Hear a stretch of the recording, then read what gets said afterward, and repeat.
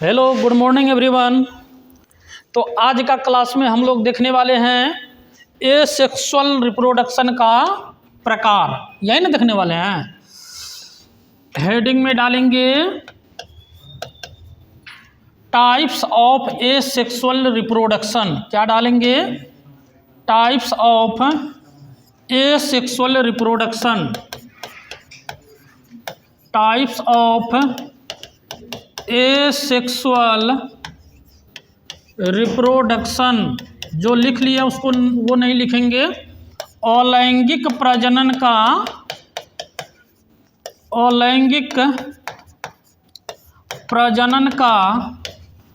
प्रकार। तो इसमें हम लोग इसका प्रमुख प्रकार निम्न होता है और इसका कुछ प्रकार कल हम लोग देखे भी थे, है ना। कौन सा प्रकार देखे थे कल हम लोग? कल कौन सा प्रकार देखे थे? नंबर 1 में होता है इसका विखंडन। क्या होता है? विखंडन यानी फीजन। क्या होता है? फीजन। अब फीजन के बारे में पिछले क्लास में हम लोग देखे थे कि फीजन जो होता है एक जनक विभाजित होकर 2 या 2 से अधिक संतति का निर्माण करता है ना। इस तरह का क्रिया खास करके मोनेरा प्रोटिस्टा में हम लोग देखे थे। और फीजन जो होता है ये मुख्य रूप से 2 प्रकार का होता है। कितना प्रकार का? 2 प्रकार का। एक द्विविखंडन और दूसरा देखे थे इसमें बहुविखंडन। दूसरा क्या देखे थे? बहुविखंडन। यानी द्विविखंडन का बात करें तो हो जाएगा बाइनरी फीजन। क्या हो जाएगा? Binary fission. बहुविखंडन का बात करें तो क्या हो जाएगा? Multiple fission. क्या होगा? Multiple fission. यही में देखे थे पिछले क्लास में। द्विविखंडन में क्या देखे कि एक जनक विभाजित होकर 2 नया संतति का निर्माण करता। कल लिखे थे, इसको लिखेंगे नहीं, है ना। कल लिखे थे इसको। तो 1 से 2 बनता है तो बाइनरी फीजन, जैसे अमीबा, पैरामीशियम, युगलिना, डायटम्स, ये सब में। बहुविखंडन में किस में देखे? बहुविखंडन जो होता है एक जनक विभाजित होकर 2 से अधिक संतति का निर्माण करता है। इस तरह का क्रिया किस में होता है? प्लाज्मोडियम में। किस में होता है? प्लाज्मोडियम में। अमीबा में तो प्लाज्मोडियम, अमीबा में ये सब चीज़ तो होता है। लेकिन इसमें हम लोग देखें कि अमीबा जो है ये समान परिस्थिति में द्विविखंडन की क्रिया और विषम परिस्थिति में बहुविखंडन की क्रिया करती है। यही ना देखे थे। उसके बाद फिर हम लोग देखे बडिंग के बारे में। किसके बारे में? बडिंग। यानी बडिंग का हिंदी क्या होता है जी? मुकुलन। क्या होता है बडिंग का हिंदी? मुकुलन। अब अगर यदि हम मुकुलन का बात करें तो मुकुलन में क्या होता है कि इसमें जनक का शरीर के कोई भी भाग में क्या निकलता है? प्रवर्ध यानी बड निकलता है और वही बड विकसित होता है। विकसित होने के बाद जनक के शरीर से सेपरेट हो जाता है, जिसके परिणाम स्वरूप वो एक नया संतति का निर्माण करता है ना। तो इस प्रोसेस को हम लोग कहते हैं बडिंग। क्या कहते हैं इसको? बडिंग। कोई प्रॉब्लम इसमें? और बडिंग के द्वारा जो क्रिया होता है वो हाइड्रा, यीस्ट, स्पंजिला में होता है। और हम देखें कि ये बडिंग जो है, बडिंग मुख्य रूप से कितने प्रकार का होता है? बडिंग कितने प्रकार का होता है? 2 प्रकार का। एक होता है एक्सटर्नल बडिंग, बाह्य मुकुलन। दूसरा होता है इंटरनल बडिंग। क्या होता है? इंटरनल बडिंग, अंतः मुकुलन। बाह्य मुकुलन का अगर यदि हम बात करें तो बाह्य मुकुलन के अंतर्गत हो जाएगा कौन सब? हाइड्रा, यीस्ट, है ना। पिछले क्लास में देखे थे। अब हम लोग आज पढ़ने वाले हैं इंटरनल बडिंग के बारे में, आंतरिक मुकुलन के बारे में। क्या कोई प्रॉब्लम इसमें?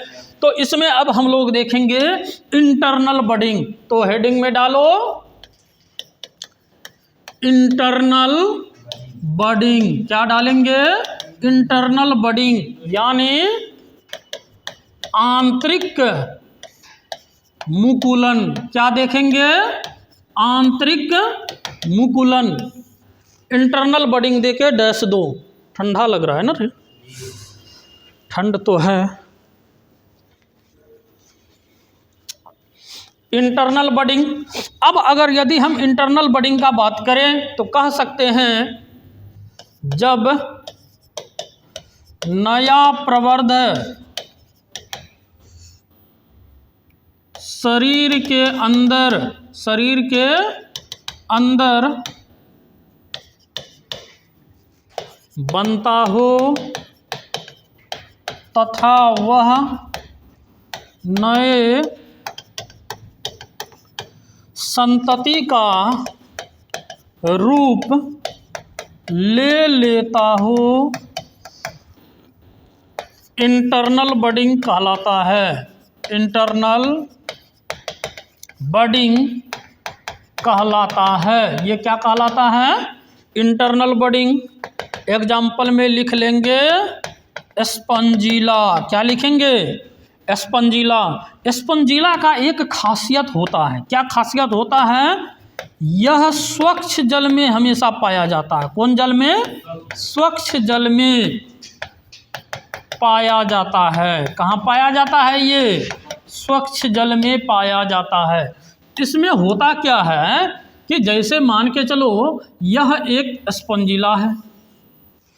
अब क्या है इसमें, पूरे हटता है,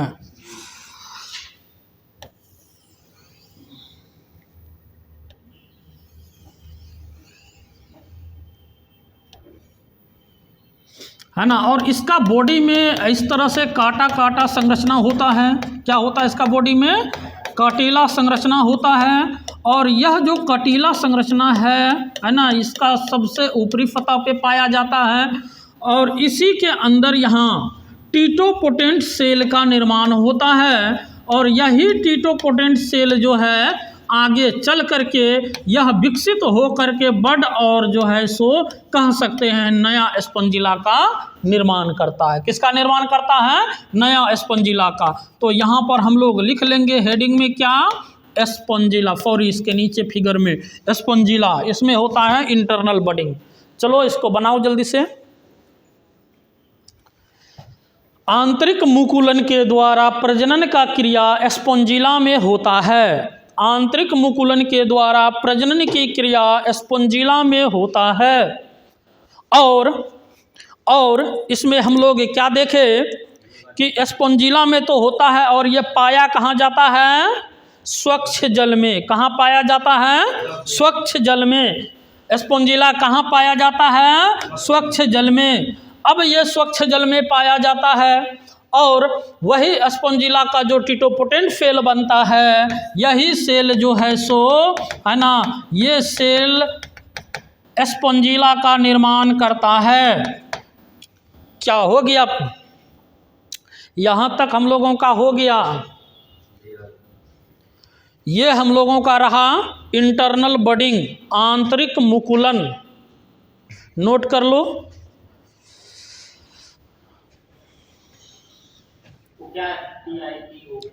टीटोपोटेंट सेल्स, TITOPOTENT, टीटोपोटेंट सेल। क्या है ये? टीटोपोटेंट सेल। टीटोपोटेंट सेल हो गया।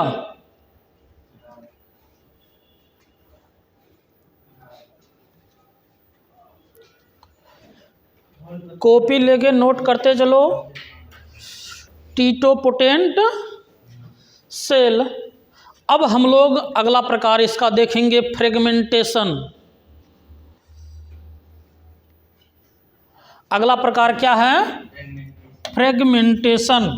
हेडिंग में डालो, तीसरा नंबर होगा, है ना जी। फिर आएंगे इस पे फ्रेगमेंटेशन। फ्रेगमेंटेशन का हिंदी होता है खंडीभवन। क्या होता है इसका हिंदी? खंडीभवन। फ्रेगमेंटेशन का हिंदी क्या होता है? खंडीभवन। फ्रेगमेंटेशन का हिंदी क्या? खंडीभवन। क्या शुक्ला जी, इतना लेट कीजिएगा अब कैसे काम चलेगा, है ना। अब फ्रेगमेंटेशन का अगर यदि हम बात करते हैं तो कह सकते हैं अलैंगिक प्रजनन सात लाइन छोड़ के लिखिए। अलैंगिक प्रजनन का वैसा प्रकार जिसमें अलैंगिक प्रजनन का वैसा प्रकार, उसको बोले जी अलैंगिक प्रजनन का वैसा प्रकार जिसमें नए जीवों का निर्माण कायिक खंडों के द्वारा, कायिक मतलब क्या होता है जी, बॉडी, अखंड मीन्स टुकड़ा, कायिक मीन्स बॉडी, अखंड मीन्स टुकड़ा, कायिक खंडों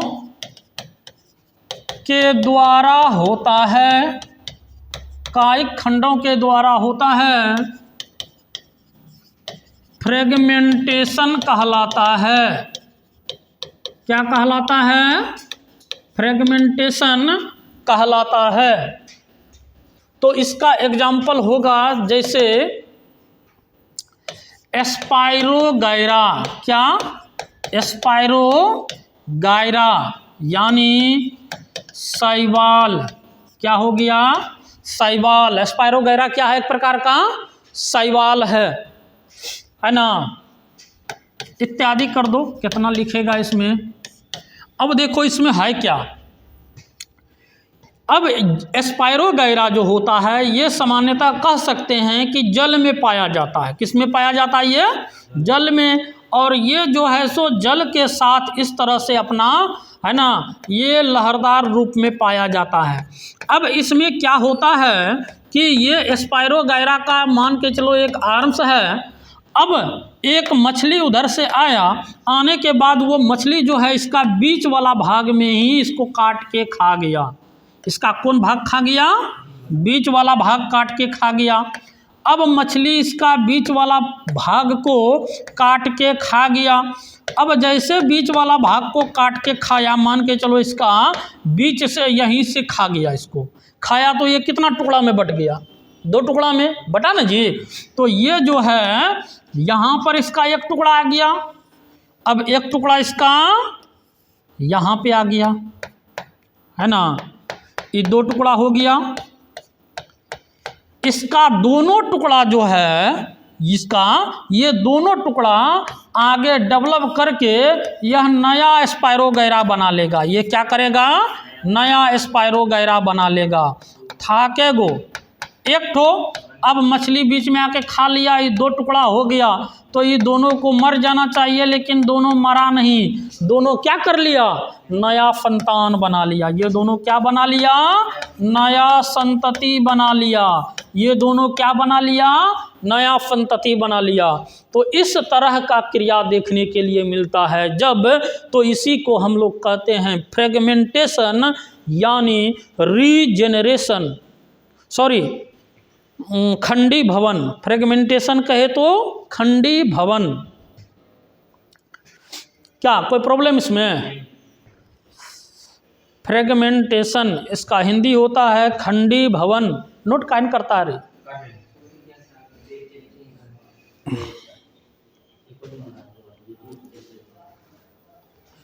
फ्रेगमेंटेशन यानी खंडी भवन।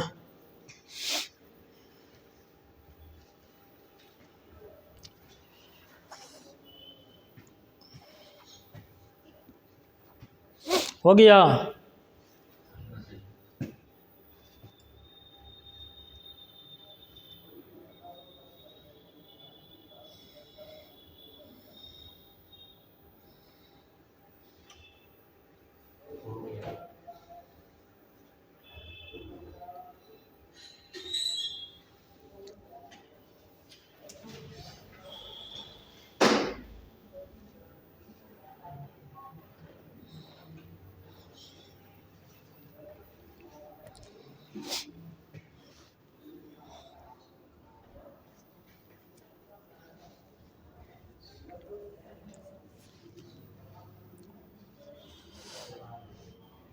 शैवाल स्पाइरोगायरा याद रखेंगे हम लोग किस तरह से कि द्विविखंडन किस में होता है? Amoeba, paramecium, euglena, diatoms. बहुविखंडन किस में होता है? Plasmodium, amoeba. मुकुलन किसमें होता है? हाइड्राइस्ट। अगर पूछे आंतरिक मुकुलन किसमें होता है? स्पंजिला। बाह्य मुकुलन किसमें होता है? हाइड्राइस्ट। खंडी भवन किसमें होता है? तो स्पायरोगैरा, है ना। तो इसका मिलान चिन्ह के द्वारा बता देंगे एक बार में, तो फिर तुम लोग को याद हो जाएगा। उसके बाद फिर हम लोग देखेंगे रीजेनरेशन। क्या देखेंगे? रीजेनरेशन।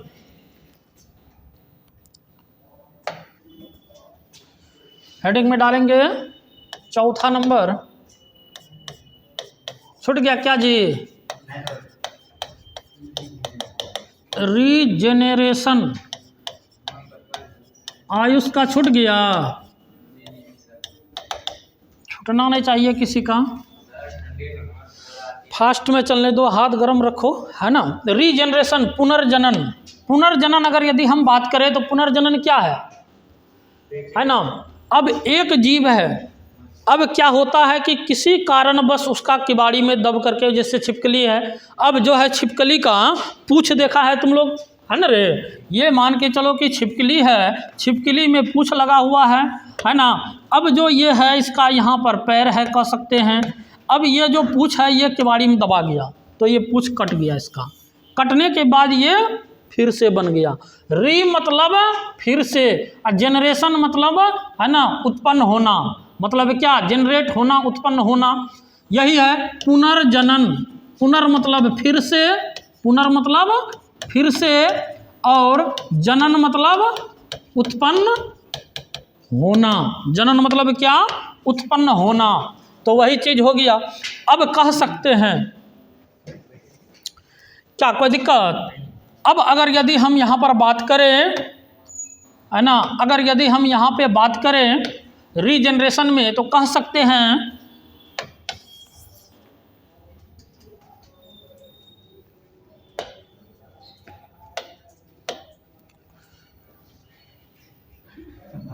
एक और है जी।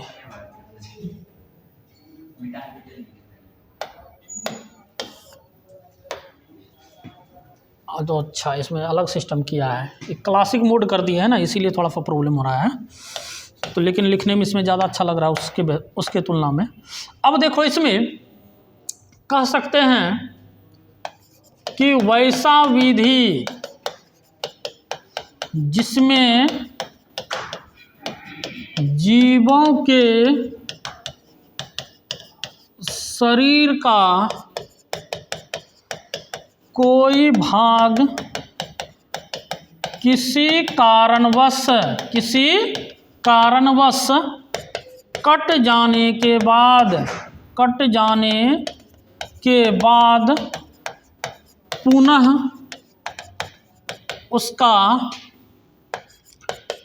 उसका निर्माण हो जाता है। रीजेनरेशन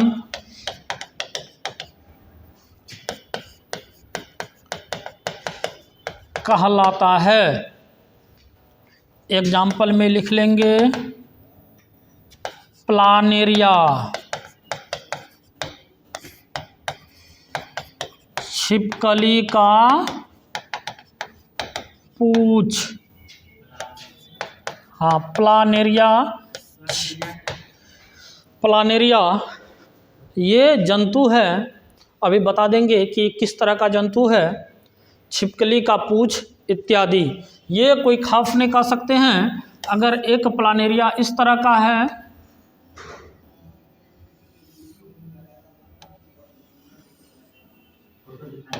ना, वही तो दिखा रहे हैं। अब देखो, किसी कारणवश क्या हो गया कि ये जो है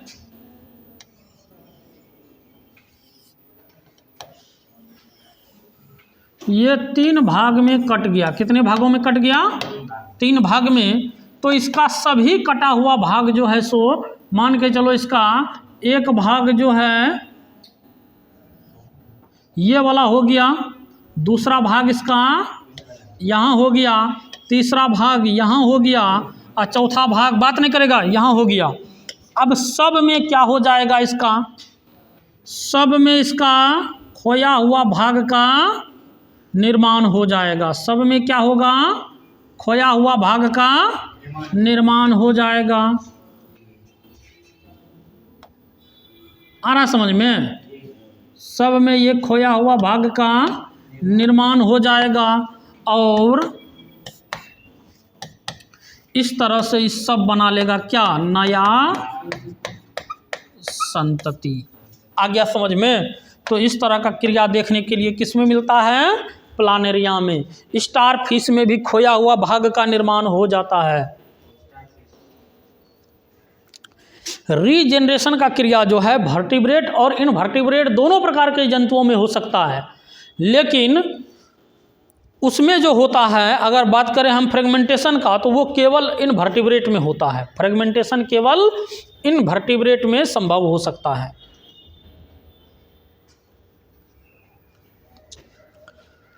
क्वेश्चन बैंक सभी चैप्टर का डाल रहे हैं, सब चैप्टर का क्वेश्चन बैंक जो ऑब्जेक्टिव है उसका डिस्कस कर रहे हैं। अब मान के चलो कि अगर यदि है ना 50 क्वेश्चन का डिस्कस किए तो वहाँ पे कम से कम 50 पंच 4 तो ऑप्शन ही रहता है ना, 50 पंच 250 क्वेश्चन का डिस्कशन होता है। इसीलिए उसको देखना बहुत ज़रूरी है, और वो देख लोगे तो हमको नहीं लगता है कि ऑब्जेक्टिव क्वेश्चन एग्जाम में छूटेगा, है ना। 70 पूछता है, 35 बनाना होता है, वो 35 आसानी से बना सकते हो, है ना। इसको देखोगे तब, और ऐसे कोशिश करेंगे सभी चैप्टर का ऑब्जेक्टिव फिर बाद में अलग से भी डाल दें। एक तो क्वेश्चन बैंक करेंगे ही, और जो है सब चैप्टर का भी ऑब्जेक्टिव कर लेंगे। कहाँ से क्वेश्चन पूछेगा, है ना, सिलेबस से बाहर थोड़े पूछेगा। पूरा सिलेबस को इस हिसाब से पढ़ेंगे कि कहीं से पूछेगा कोई प्रॉब्लम नहीं होगा। और थ्योरी बढ़िया से देख लेंगे सबका, लॉन्ग टाइप शॉर्ट टाइप का क्वेश्चन भी कंप्लीट हो जाएगा। क्या कोई प्रॉब्लम यहाँ तक हो गया? बढ़ें आगे।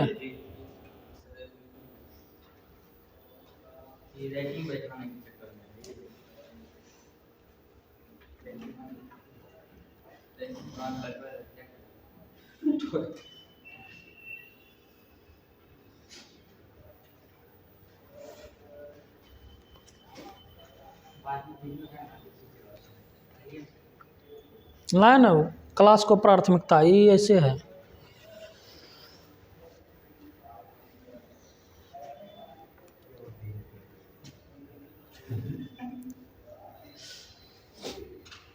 तुम लोग को इस सोचना ही नहीं है कि वीडियो भी बन रहा है, समझ गया। 100% यहाँ रखना है दिमाग में बस। ज़्यादा कचरा होगा एडिट कर देंगे, हो गया ना। अब हम लोग देखेंगे इससे आगे, है ना। बडिंग हो गया, फ्रेगमेंटेशन हो गया, रीजनरेशन हो गया, क्या कोई प्रॉब्लम नहीं होना चाहिए इसमें। तो अब हम लोग एक देख लेंगे, इसमें एक वर्ड आता है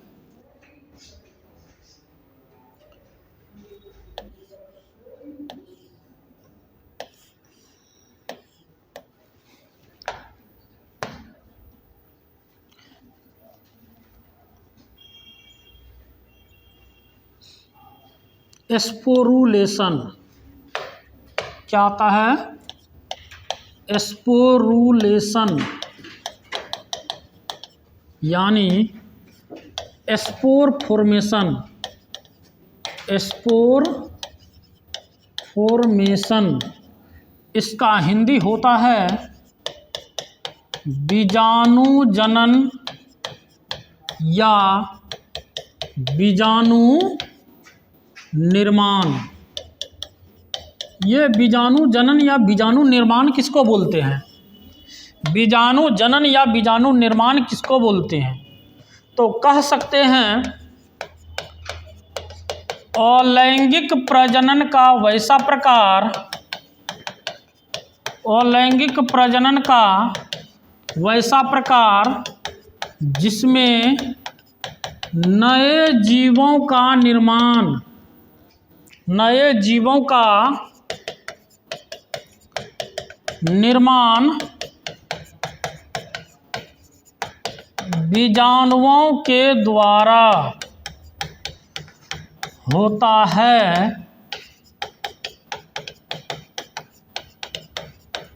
बीजाणु जनन कहलाता है। अलैंगिक प्रजनन का वैसा प्रकार जिसमें नए जीवों का निर्माण बीजाणुओं के द्वारा होता है, बीजाणु जनन कहलाता है ना। बीजाणु जो होता है यह मुख्य रूप से दो प्रकार का होता है। बीजाणु कितने प्रकार का होता है? दो प्रकार का। बीजाणु मुख्य रूप से दो प्रकार का होता है। बीजाणु मुख्य रूप से दो प्रकार का होता है। तो कौन सब हो जाएगा? एक नंबर में कोनिडिया, नंबर एक क्या होगा? कोनिडिया। नंबर दो में जूस्पोर, नंबर दो में जूस्पोर। नंबर एक में कोनिडिया और नंबर दो में जूस्पोर।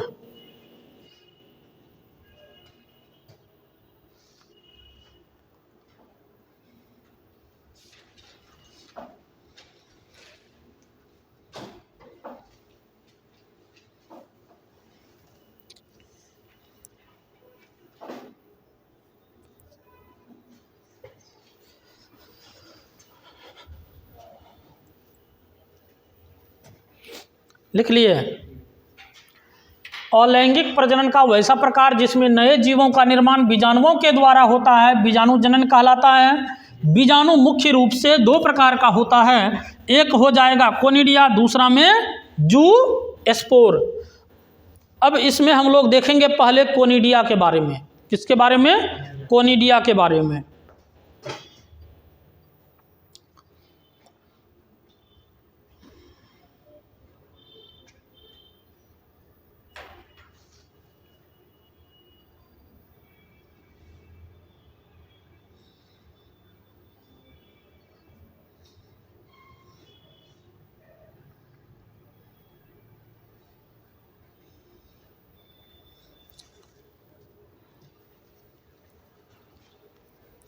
टाइम पे आओ, कोई लिमिट नहीं है कि कब वीडियो डाला जाएगा कब नहीं डाला जाएगा। नेट का स्कैर्सिटी होता है।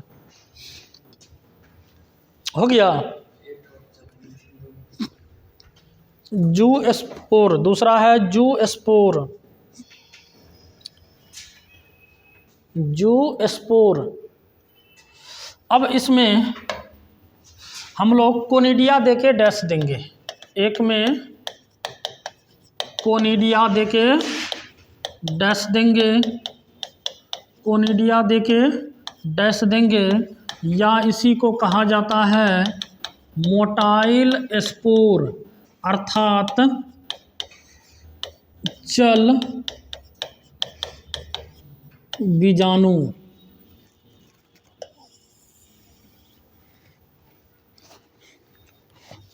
तो अब चल बीजाणु का अगर यदि हम बात करें तो कह सकते हैं कि इस प्रकार का बीजाणु, इस प्रकार का बीजाणु सूक्ष्म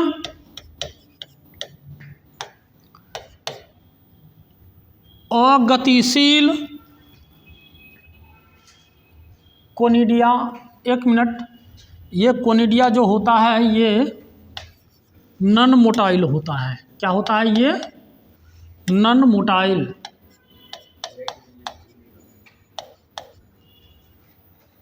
नन मोटाइल बोले तो अचल बीजाणु, सूक्ष्म अगतिशील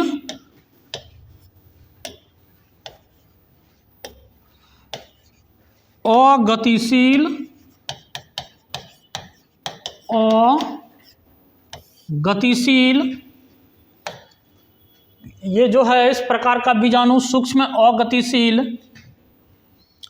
फ्लैजिला रहित, फ्लैजिला रहित होता है।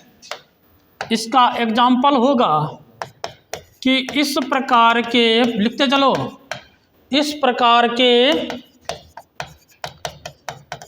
बीजाणुओं के द्वारा इस प्रकार के बीजाणुओं के द्वारा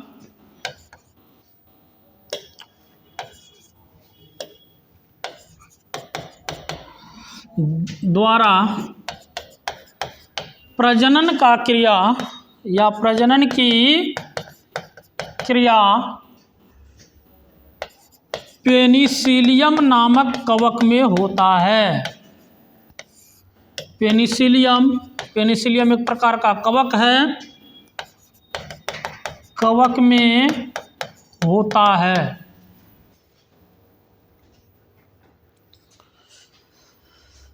ना। कोनिडिया का बात करें तो इस प्रकार का बीजाणु सूक्ष्म और गतिशील फ्लैजिला रहित होता है। इस प्रकार के बीजाणुओं के द्वारा प्रजनन की क्रिया पेनिसिलियम है ना में होता है। कहेगा पेनिसिलियम क्या है, तो एक प्रकार का कवक है। पेनिसिलियम क्या है, एक प्रकार का कवक है। पेनिसिलियम एक प्रकार का कवक है। पेनिसिलियम एक प्रकार का क्या है, कवक है।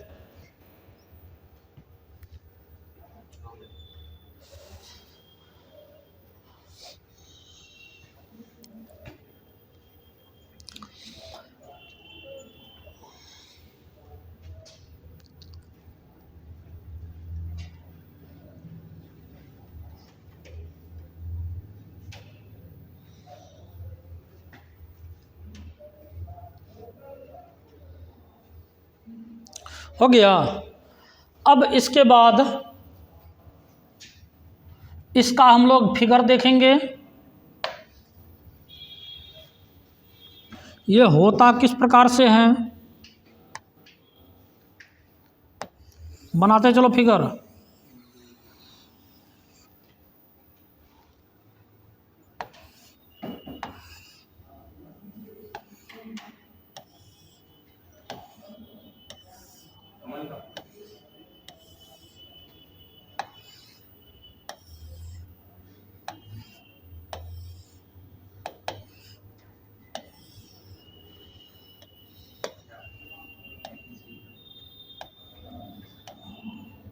बनाओ, बात मत करो, तब ना पीछे चला जाता रे।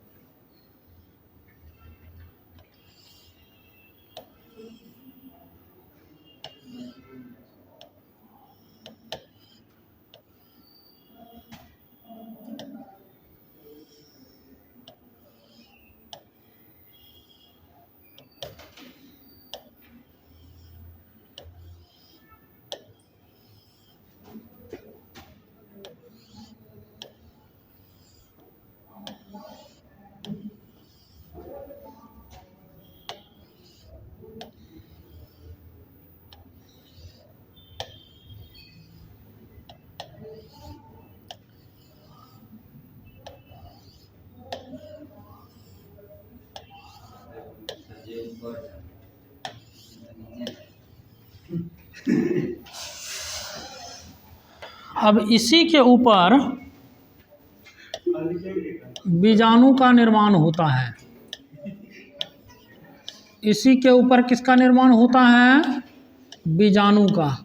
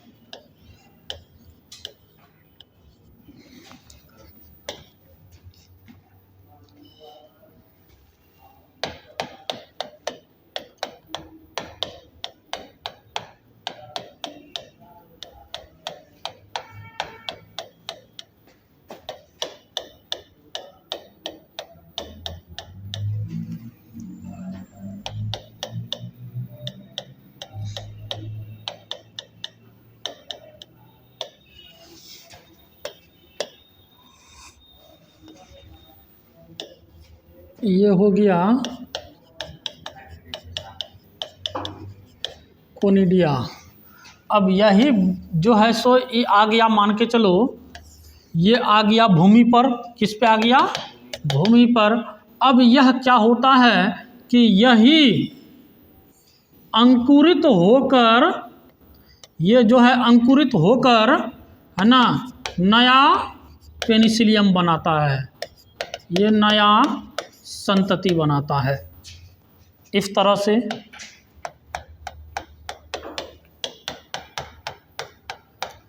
फिगर हो गया किसका? पेनिसिलियम का। किसका? पेनिसिलियम का।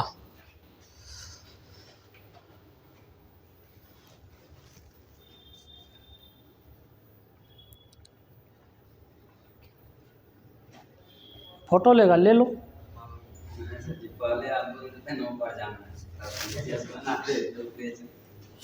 जहाँ से शुरू करते हैं, जैसे करते हैं वैसे करो, तभी बनेगा।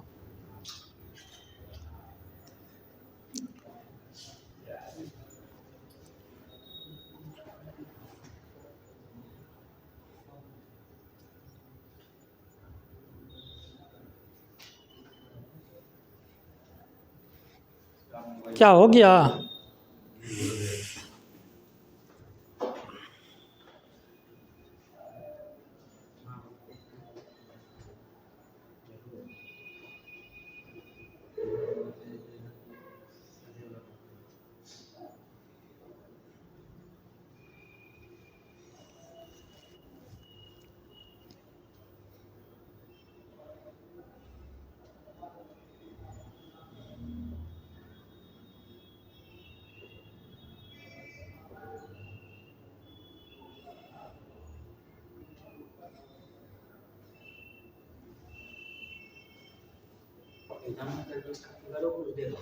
पूछेगा, पूछ सकता है, नहीं भी पूछ सकता है। ये पूछ सकता है कि पेनिसिलियम में प्रजनन की क्रिया किसके द्वारा होती है, तो क्या हो जाएगा? कोनिडिया। या पूछ देगा कोनिडिया क्या है।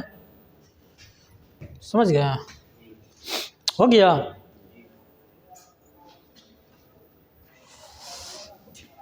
अब जू स्पोर, इसका दूसरा है जू स्पोर या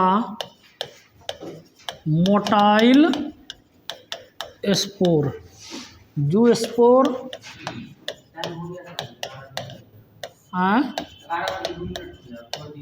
या चल बीजाणु। इसको लिख लो, इसको लिख लो। तो कह सकते हैं इस प्रकार का बीजाणु खत्म हो जाएगा। इस प्रकार का बीजाणु सूक्ष्मदर्शीय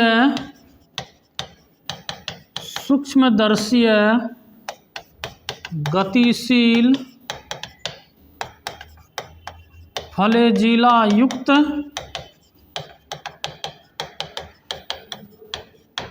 होता है। इसके द्वारा प्रजनन की क्रिया, इसके द्वारा प्रजनन की क्रिया क्लामाइडोमोनास, किसमें? क्लामाइडोमोनास एक प्रकार का क्या है? शैवाल, क्लामाइडोमोनास में होता है। अब क्लामाइडोमोनास में किस तरह से होता है?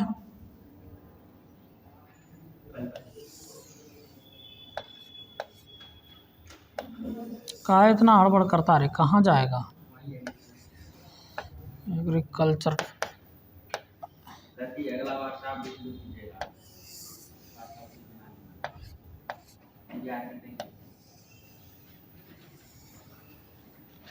अब देखो इसके अंदर जो ये है, ये कई भागों में इसका न्यूक्लियस टूट जाएगा। टूटने के बाद क्या होता है कि यह इसके ऊपर मेम्ब्रेन बनता है। क्या होता है? इसके ऊपर मेम्ब्रेन बनता है। अब ये मेम्ब्रेन बना, मेम्ब्रेन बनने के बाद अब देखो यहाँ ये मेम्ब्रेन बना। अब यही आगे चल करके इसमें अब जिस तरह का ये है तो इसमें भी फ्लैजिला हो जाएगा, समझ गया।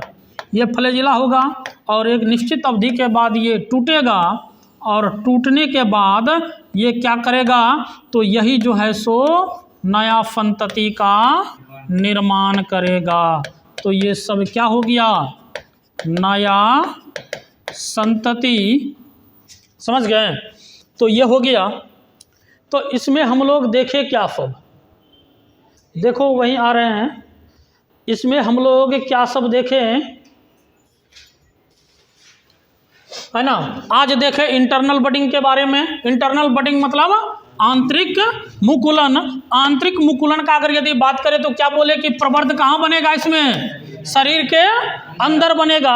जब शरीर के अंदर बनता है और वह आगे चल करके नया संतति बनाता है तो इसी को हम कहते हैं इंटरनल बडिंग। क्या कहते हैं, इंटरनल बडिंग। इंटरनल बडिंग की क्रिया किसमें होती है, स्पंजिला में। किसमें, स्पंजिला में। स्पंजिला कहाँ पाया जाता है, स्वच्छ जल में। कहाँ पाया जाता है, स्वच्छ जल में। स्पंजिला कहाँ पाया जाता है, स्वच्छ जल में, है ना। तो इसमें देखें ये स्पंजिला है, इसका बॉडी के बाहरी हिस्सा में जो है ये कांटा युक्त संरचना है, ये कटीला युक्त संरचना है और इसी के अंदर टिटोपोटेंट सेल है और यह जो है सो, है ना, बड का रूप लेता है। इससे नया संतति का निर्माण होता है। ये, है ना, पूछेगा स्पंजिला, स्पंजिला कहाँ पाया जाता है, स्वच्छ जल में। कहाँ पाया जाता है, स्वच्छ जल में।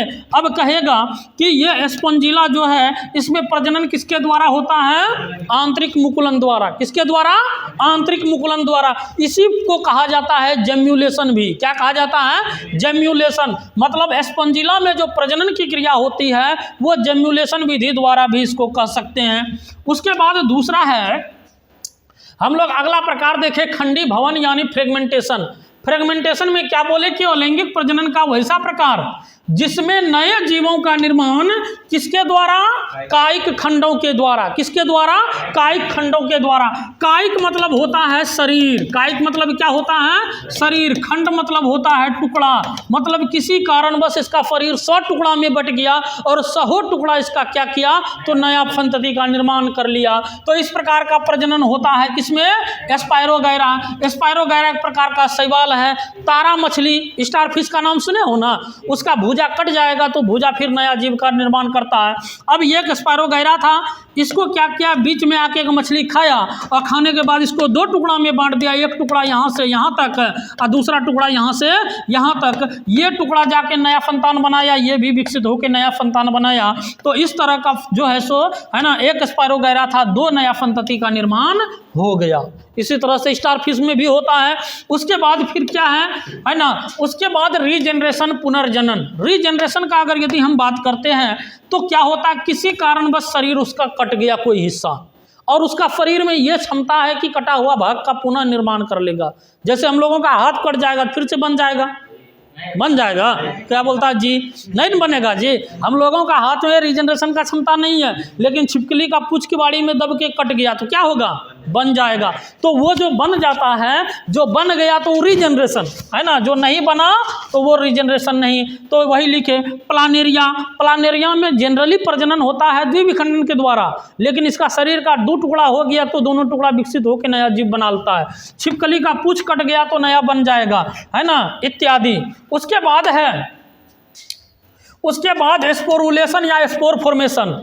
मतलब जब नए जीवों का निर्माण किसके द्वारा, बीजाणुओं के द्वारा होता है तो उसको स्पोरुलेशन कहते हैं। तो यह बीजाणु मुख्य रूप से कितने प्रकार का, 2 प्रकार का, कोनिडिया या नन मोटाइल स्पोर, है ना, जू स्पोर या मोटाइल स्पोर, दोनों, है ना, ये अलग अलग चीज़ हैं। अब कोनिडिया का अगर हम बात करें तो कोनिडिया का जो होता है, ये बीजाणु जो होता है ये सूक्ष्मदर्शी है। मतलब इसको हम किसके द्वारा देख सकते हैं, सूक्ष्मदर्शी के द्वारा। किसके द्वारा, सूक्ष्मदर्शी के द्वारा। ये अगतिशील होता है क्योंकि इसको पैर हाथ नहीं होता है, इसमें फ्लैजिला क्या होता है, अब्सेंट होता है रे, फ्लैजिला रहित होता है। तो इसके बीजाणुओं के द्वारा प्रजनन किसमें होता है, पेनिसिलियम में। कहेगा पेनिसिलियम में क्या है, एक प्रकार का कवक है। पेनिसिलियम क्या है, कवक है। पेनिसिलियम क्या है, कवक है। पेनिसिलियम में प्रजनन किसके द्वारा होता है, कोनिडिया के द्वारा। किसके द्वारा होता है? कोनिडिया के द्वारा। तो यहाँ पे तुम लोगों को बताए हैं इस तरह से ये पेनिसिलियम है, पेनिसिलियम के ऊपर यहाँ पर क्रमबद्ध रूप में क्या हो गया, ढेर सारा बीजाणु बना। यही बीजाणु जब भूमि पर एक ठो गिरा, है ना, सब गिरेगा, गिरने के बाद ये अंकुरित होगा, अंकुरित होने के बाद नया संतति बना लेता है। कोई दिक्कत है इसमें? है ना, कितना सिंपल है। उसके बाद है जू स्पोर या मोटाइल स्पोर। जू स्पोर है ना, मोटाइल मतलब गतिशील, यानी चल बीजाणु, जो चल फिर सके, चल बीजाणु है तो सूक्ष्मदर्शी लेकिन गतिशील है ना, क्योंकि इसमें क्या पाया जाता है? फ्लैजिला। और ये चल बीजाणु के द्वारा प्रजनन की क्रिया किसमें होती है? क्लामाइडोमोनास में। किसमें होती है? क्लामाइडोमोनास में। किसमें होती है? क्लामाइडोमोनास में। क्लामाइडोमोनास एक प्रकार का क्या है? शैवाल है। क्लामाइडोमोनास क्या है? शैवाल है। क्लामाइडोमोनास क्या है? शैवाल है। क्लामाइडोमोनास में प्रजनन किसके द्वारा? किसके द्वारा? बोलो, जू स्पोर के द्वारा। किसके द्वारा? जू स्पोर के द्वारा। क्लामाइडोमोनास में प्रजनन की क्रिया जू स्पोर के द्वारा होती है। ये हो गया क्लामाइडोमोनास। इसके अंदर यह स्ट्रक्चर जो है ये कई खंडों में बट गया और फिर इसके ऊपर सब मेम्ब्रेन बनाया और मेम्ब्रेन बनने के बाद ये विकसित किया तो यह जो है सो कैसा बन गया? तो ये फ्लैजिला युक्त बना। और फ्लैजिला युक्त बना जब ये पूर्ण विकसित हो गया तो पूर्ण विकसित होने के बाद इसका ऊपर का लेयर टूट गया और सभी संतति बाहर आ गया। तो इस तरह से इसमें प्रजनन की क्रिया होती है। आज का क्लास यहीं तक।